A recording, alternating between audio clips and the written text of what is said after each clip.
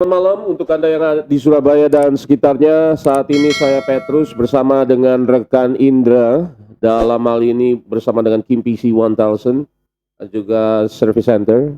Kita akan membuka sebuah acara program Kopi Teh, di mana kolaborasi ini diadakan untuk membangkitkan semangat gairah untuk kita tetap optimis bahwasanya di masa pandemi ini kita tidak boleh keot atau kewut atau apapun juga itu namanya. Dan saat ini kita akan berbincang-bincang terkait dengan dunia pendidikan. Nah, di dalam dunia pendidikan, apalagi bersama dengan mahasiswa, tentunya ada sebuah hal yang sangat positif dan juga berkembang dan dapat menumbuhkan daripada kesepakatan sosial, kegotong royongan sosial, dan juga kemajuan dan kemaslahatan bersama. Bahkan dalam Undang-Undang Nomor 22 Tahun 1961, pendidikan dalam kehidupan berbangsa dan bertanah air mempunyai tujuan yang sangat mulia, yaitu satu, membentuk manusia susila yang berjiwa Pancasilais, menyiapkan tenaga kerja yang cakap untuk memangku sebuah jabatan, baik itu jabatan struktural, kepemerintahan atau apapun juga, dan melakukan penelitian dalam usaha kemajuan di bidang ilmu pengetahuan, teknologi, dan budaya. Nah, di dalam Tridharma perguruan tinggi ada 3 hal bagi mahasiswa saat ini selalu digelurakan, yaitu pertama lewat pendidikan, penelitian, dan juga yang paling akhir adalah pengabdian kepada masyarakat. Nah, telah bersama dengan saya saat ini ada rekan-rekan dari mahasiswa UPN, veteran Jawa Timur, mereka dari kelompok 16. Mereka sudah mengadakan KKN di RW 8 daripada Pucang Anom di Kelurahan Pucang Sewu, Surabaya. Dan saat ini saya akan berbincang-bincang dengan mereka. Hai Mas, selamat malam semuanya. Selamat malam, Pak. Iya, malam untuk Mas Isa dan Mas Tito ya. Iya. Ya, Mas bisa ceritakan sedikit enggak pengalaman kalian KKN? Ini karena viewers kita di Surabaya ingin tahu, apa pengalaman kalian tentang KKN dari awal sampai dengan ya akhir dalam hal ini. Mungkin dari Mas Isa dulu. Baik, terima kasih kesempatannya Pak Petrus. Halo pemirsa, saya dari KKN kelompok 16 Pucang Sewu. Nama saya Muhammad Iza. Hal pertama yang kami rasakan yakni keramah tamahannya, tentu saja Pak Petrus. Jadi ya. waktu penerimaan pertama itu ya. Ya, betul Baik. sekali. Jadi ketika kita datang untuk mengadakan KKN di Kelurahan Pucang Sewu, Pak Lurah dan seluruh lapisan masyarakat yang berada di kelurahan pada saat itu menerima dengan baik kedatangan kita. Jadi kita diberikan arahan untuk melakukan program kerja apa saja yang akan dilaksanakan nanti, lalu sosial masyarakatnya seperti apa yang kita hadapi, terus dan semua yang pernah dilaksanakan di area Pucang Sewu itu diberikan insight-nya untuk kita semua. Jadi kita memiliki banyak data dan banyak arahan untuk mengerjakan program kerja selama 3 bulan. Berarti ada insight-nya dulu ya sebelum masuk ke wilayah RW 8. Nah, dari Mas Dito sendiri ada yang ingin ditambahkan terkait dengan insight tersebut? Kurang lebih saya sama seperti Iza untuk pesan-pesan yang ada pada KKN kemarin yang kita lakukan dari 20 Maret itu. Iya. Betul. Sampai kemarin itu 30 Juni. 30 Juni ya. Nah, dalam kalian berproses dengan masyarakat dan juga kalian berproses dengan seluruh stakeholders yang ada enggak hal-hal yang menarik yang bisa kalian sharekan kepada rekan-rekan yang ada di seluruh Jawa Timur, baik itu juga di dunia maya dan juga seluruh dunia dalam hal ini? Mungkin saya bisa jawab duluan ya. Boleh. Mungkin kalau yang kami rasakan yang pertama itu memang rasa kekeluargaan di wilayah Pucang Sewu itu sangat tinggi. Gitu ya. Itu terbukti ketika kita datang ke Pak Lurah, beliau langsung mengarahkan ke RW 8, dan di RW 8 kita pun sudah disambut oleh kader-kader, Pak RW dan masyarakat yang lain itu untuk mungkin ketika mereka melakukan keramahan tersebut, memberikan ngajangi ombo kalau istilah Jawanya. Apa itu ngajangi ombo? Ngajangi ombo itu kayak memberikan seluruhnya gimana ya Pak? Perhatian gitu. Perhatian untuk kita agar kita itu merasa tidak diasingkan di situ. Apalagi kita kan belum berkenalan sama sekali. Ya. Jadi dari Pak RW, dari kader-kader itu memberikan semua masukan dan kita pun tidak hanya diberikan masukan, kita terus didampingi seperti itu. Ya. Itu yang pengalaman menarik buat saya karena memang saya berasal dari desa kebetulan di Jombang. Jombang ya. Iya. Oke. Jadi ketika saya melaksanakan KKN di kota di Surabaya, saya tidak berekspektasi terlalu tinggi untuk Ya. kehidupan sosialnya dan ternyata Tapi sempat nggak mengalami culture shock? belum Belum tidak pernah? pernah Tidak pernah ya? tidak pernah Baik, kalau alhamdulillah. gitu, ya. Jadi saya agak kaget gitu. Kagetnya bukan culture shock sampai Iya. culture shock ya. Kagetnya bahwa lingkungan di RW 8 khususnya di Pucang Sewu rasa kekeluargaannya sangat tinggi. Jadi Gitu saya ya. merasakan seperti KKN di desa seperti itu. Seperti KKN di desa ya. Iya. Walaupun itu di kota ya. Benar sekali Pak Gitu. Petrus. Nah, dalam hal ini proyek-proyek apa yang Anda sudah lakukan? Mungkin dari Mas Dito bisa diceritakan sedikit. Apa yang sudah terjadi? Proyek apa yang sudah digelar untuk wilayah Pucang Sewu? Untuk proyek kita itu dari awal sampai akhir ya Pak. Saya runtuhkan. Iya. Dari awal itu kami ada proyek untuk mengolah tanah. Jadi Oke. tanah yang sebelumnya itu di Pucang Sewu RW 8 ada tanah greenhouse, itu tanahnya tanah geragal. Nah itu kita angkat dan kita ganti dengan tanah baru, tanah tinja. Jadi itu lebih subur Oke. dan itu mempengaruhi tanaman-tanaman yang ada di greenhouse tersebut. Oke. Nah setelah itu setelah kita mengganti tanah, kita juga budidaya lele. Nah budidaya lele ini tujuan akhirnya itu untuk sebagai sumber supply untuk masyarakat di RW 8 Pucang Sewu untuk membuat produk jadi dari bahan mentah lele tersebut yang sudah dibudidaya sendiri. Oke. Itu end game-nya di situ. Nah, habis itu kami juga menanam cabai Ya, cabai ya. di Cabai hijau atau cabai kecil? cabai apa? Rawit. Rawit ya? Cabai rawit ya. Cabai Oke. rawit. Cabai rawit itu di tanah geragal yang sudah tanah tinja yang kita sudah ganti dari Iya. ya, kita olah. Ya. Selanjutnya itu kita menanam vertikultur. Vertikultur itu kita tanam pakai tanaman apa sih? Sawi, Sawi, kangkung. Gitu. Oke. Terus kemudian kalian juga berlanjut tidak hanya di greenhouse dalam hal ini aktivitasnya. Apalagi Mas Isa?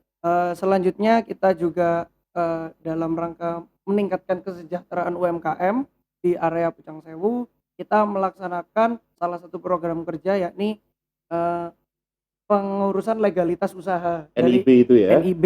Ya. Jadi satu kelurahan Pucang Sewu yang menginginkan legalitas di usahanya Ya. itu bisa menghubungi kami untuk pengurusan NIB. Ya. Selanjutnya dari pengurusan NIB tersebut kita melaksanakan rebranding UMKM yakni di RW 8. Ya. UMKM yang berada di RW 8 ini ada UMKM yang dinaungi oleh RW 8 yang bernama Pojok 8 Pojok Pucang 8 Sewu. Pucang Nah, Sewu ya. Nah, di situ kita melakukan rebranding yakni perbaikan infrastruktur seperti meja, tenda, dan kursi tentu saja.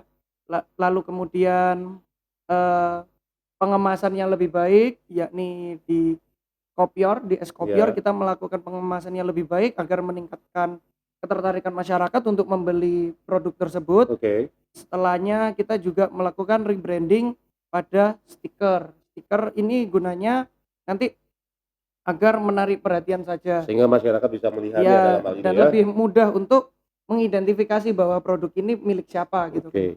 Nah, selanjutnya adalah digital marketing. Oke. Apa yang kalian ajarkan di dalam digital marketing? Di dalam ini? digital marketing ini kita mengajarkan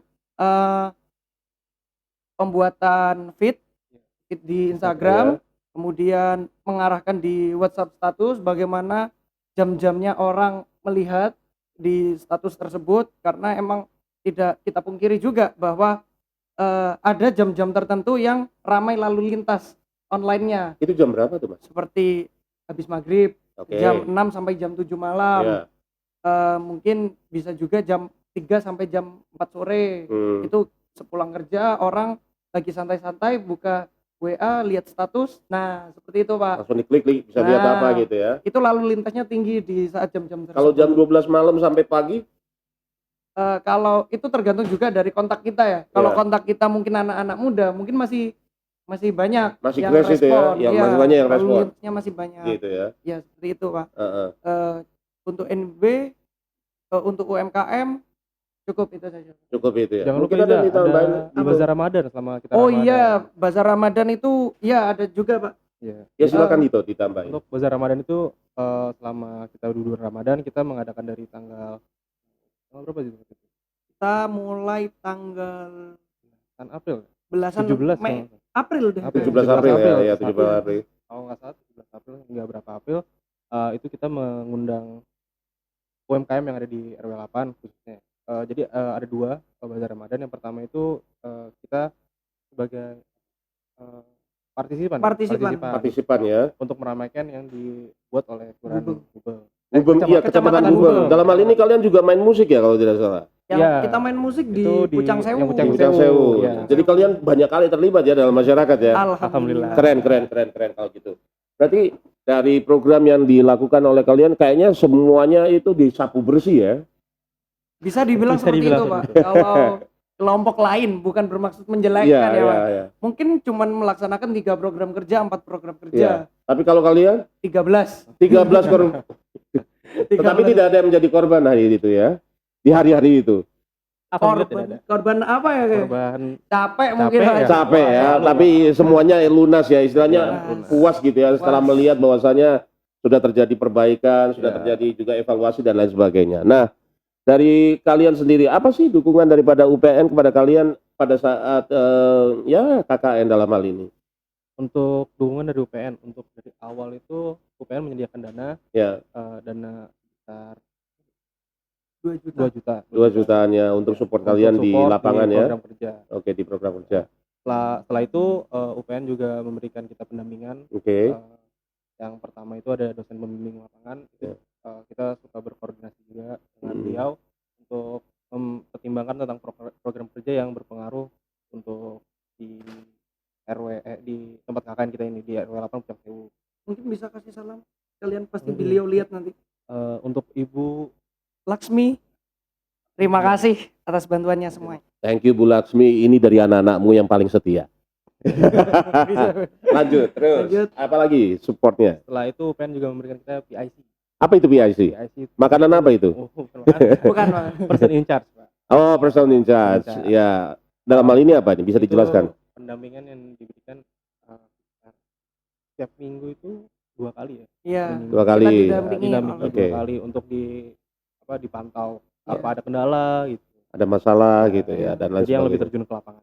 Lebih banyak terjun ke lapangan. Nah, pertanyaan selanjutnya adalah itu tadi kalau dari UPN, bagaimana dari pihak kelurahan dan juga Pemkot Surabaya dalam hal ini? Apa support apa yang diberikan oleh mereka selama kalian masih masa proses sampai di akhir daripada KKN ini? Aku mungkin ya.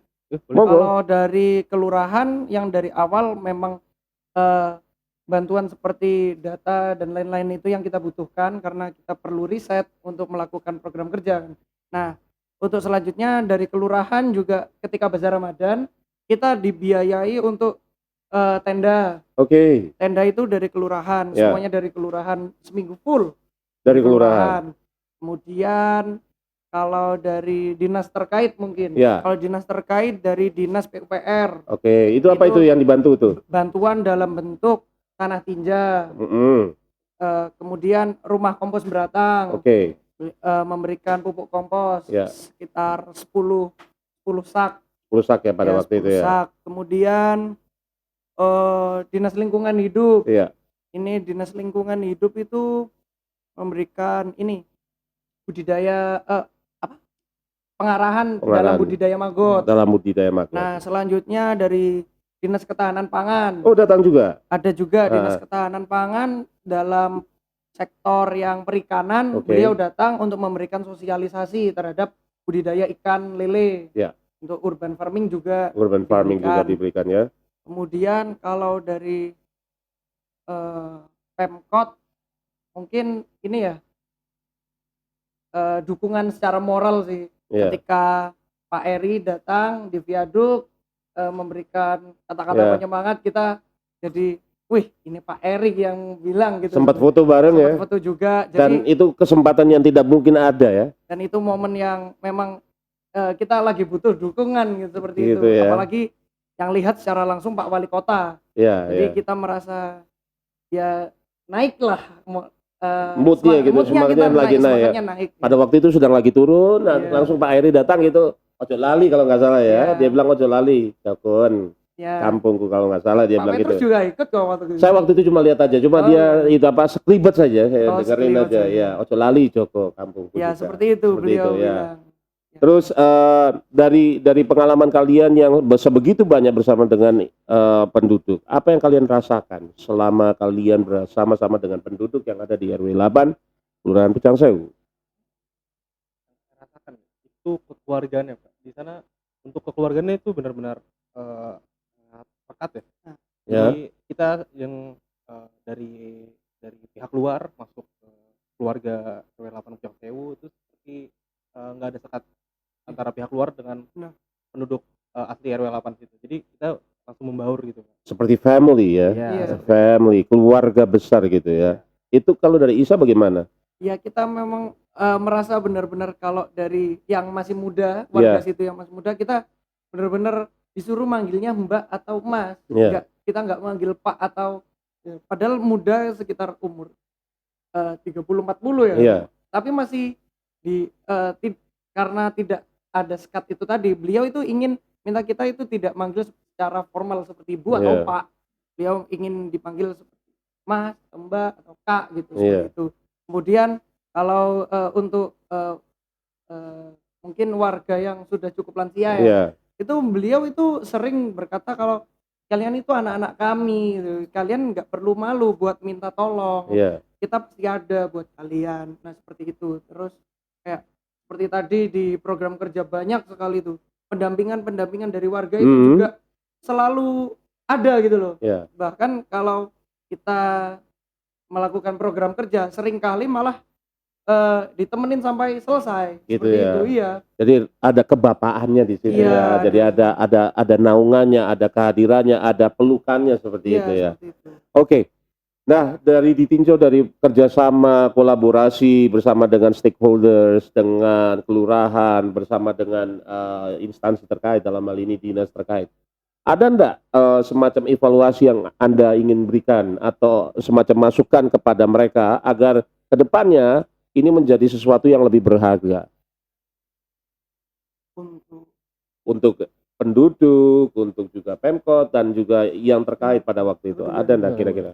Mungkin kalau untuk penduduk, Iya. mungkin karena rasa kekeluargaan tadi yang udah sangat bagus di Iya. antara warga, itu saya memberikan saran aja kalau baiknya untuk program kerja selanjutnya agar mungkin ada beberapa warga yang belum bekerja itu langsung diarahkan untuk melanjutkan program kerja yang sudah kita jalankan. Oke. Karena emang sayang sekali kalau program kerja yang sudah kita jalankan itu tidak dilanjutkan oleh warga. Oke. Saya berharap kalau warga bisa melanjutkan Ya. semua kegiatan-kegiatan yang positif itu. Seperti Baik. itu aja. Jadi ada keberlanjutan, kesinambungannya dalam program tersebut. Dari Dito sendiri ada yang mau disampaikan?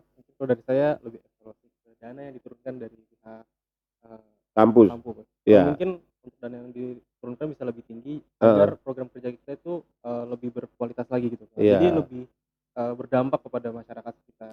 Dan juga Lebih akselerasinya kepada masyarakat ya dalam hal Iya. ini supaya cepat gitu ya. Iya.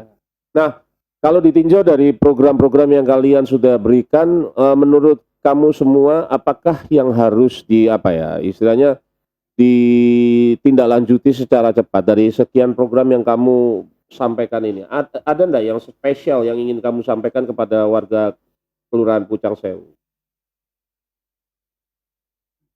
Ada kira-kira yang istilahnya yang poin yang istilahnya yang paling penting kan ada banyak dalam hal ini 13. Ada dari 13 itu ada satu enggak yang akan kalian itu? Ada beberapa malah. Silakan. Mungkin saya Ya. saya benar-benar untuk warga saya sangat berharap bahwa lele ini nanti diteruskan karena memang Lele enak ya. lele ini mungkin agak ribet di perawatannya. Iya. Tapi tidak seribet itu kalau kita sudah belajar dari pengalaman. Kita eh, di dalam satu kelompok tidak ada yang pernah melakukan bisnis lele. Oke. Tidak ada Tidak yang ada pernah ya. budidaya ikan. So mungkin ini barusan ini fresh sangat ya. baru. Kita Fresh juga ya. belajar sambil jalan. Belajar sambil jalan. Nah, kita itu bener-bener gak tahu. Paling mentok kita budidaya ikan cupang. Oke. Itu aja banyak yang mati kan. Iya. Waktu kecil. Nah, saya sangat berharap untuk warga untuk melanjutkan budidaya lele ini, Pak. Good. Karena tidak bisa dipungkiri juga kalau permintaan lele di pasar itu sangat tinggi. Iya. Jika 2 kolam bisa berisi tiap kolam 5.000 lele, maka tiap 3 bulan sekali kita bisa panen hingga 1 kintal. Wow. Seperti itu. Minimal Minimal ya. minimal 1 kintal. Oke. Jika itu dilanjutkan secara terus-menerus, maka lambat laun perekonomian di RW 8 bisa meningkat sedikit demi sedikit seperti itu, Pak. Oke. Ya. Jadi dari lele ya. Terus Iya. kalian katanya juga ada pengembangan abon ya. Iya. Nah, bisa diceritain nanti abon ini harus gimana gitu loh. Abon itu jadi untuk pembuatannya atau apa ini? Ya dari proses pembuatan sampai selesai. Terus apa yang akan kamu beritahukan kepada warga di sana sehingga ini merupakan komoditi yang bisa dikembangkan untuk itu bisnis. Karena abon itu kan produk jadi dari bahan lele itu ya, ikan lele Iya. tersebut. Nah, karena dilihat dari kita sudah meriset juga produk lele itu yang paling maksimal lah. Ya. Iya, paling Itu maksimal. paling maksimal untuk nilai ekonomisnya itu di abon lele tersebut. Nah, Abon tersebut ya. ya, jadi Dan juga bisa dijual di iya, masyarakat dan ya. awet juga, Pak. Oh gitu Awet, ya, awet. awet. Berapa lama itu awetnya itu? 3 bulan. 3 bulan. 3 bulan. 3 bulanan ya. Iya. Oke. Nah, maka dari itu kita menginginkan dari RW 8 Pucang Sewu ini untuk mempertahankan pembuatan abon tersebut Oke. karena bisa kalau hasil budidaya yang dihasilkan itu dijual ke pasar itu Nilai marginnya cuma beda sedikit, Pak. Untuk Oke, gitu ya. margin untungnya itu cuma beda sedikit. Tapi kalau misalkan diolah dulu dijadikan abon lele, Ya. nah, perekonomian warga RW 8 Pucang Sewu akan meningkat drastis. Akan meningkat drastis ya. Ingin menambahin juga, Oh Pak. boleh, Mungkin monggo. kalau nilai ekonomis dari bahan mentah lele doang itu kita hanya untung mungkin cuma 20 sampai 30%. Iya. Kalau kita bisnis kalau dari budidaya lele tersebut diolah lagi, kan nilai ekonomisnya bertambah. Iya. Nah, itu marginnya bisa sampai 30 sampai 50%. Gitu ya. Naiknya dari modal sampai keuntungan. Keuntungannya. Bisa segitu, Pak. Bisa segitu Jadi ya. sayang banget kalau misalkan nggak diterusin. Jadi itu kesempatan. ada hal-hal yang bisa diteruskan dalam Iya, hal ini. seperti itu. Nah, harapan kamu ke depan guys untuk masyarakat Kelurahan Pucang Sewu dalam hal ini RW 8 juga. Apa yang ingin kalian sampaikan dalam kesempatan ini? Saya duluan ya. Ya, Terima kasih untuk